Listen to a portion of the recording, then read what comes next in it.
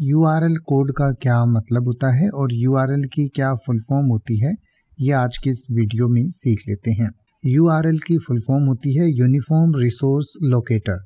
Uniform resource locator जो है वो इंटरनेट पर एक यूनिक रिसोर्स होता है, एक यूनिक रिसोर्स का एड्रेस होता है जिसे यूआरएल कहा जाता है। तो यूआरएल इस तरीके का भी हो सकता है जैसे www.example.com/page, या फिर इस तरीके का भी हो सकता है www.121.com, इस तरीके से भी हो सकता है, या फिर 192.162.1.1, तो इस तरीके का भी यूआरएल हो सकता है।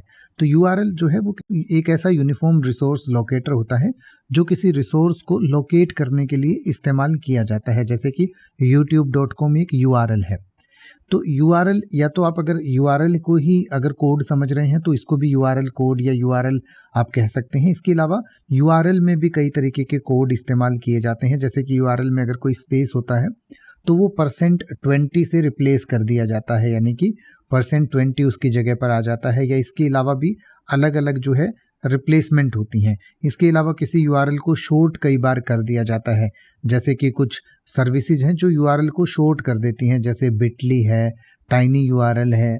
तो ये सब सर्विसेज जो हैं वो यूआरएल को छोटा कर देती हैं, यानी कि मान लीजिए इतना बड़ा यूआरएल है कि www.example.com और उसके बाद भी आगे बहुत सारी चीज़ें हैं, तो वो उसको शॉर्ट में इस तरीके से कर देगी B35967 इस तरीके का, तो उसको भी एक यूआरएल कोड कहा जाता है।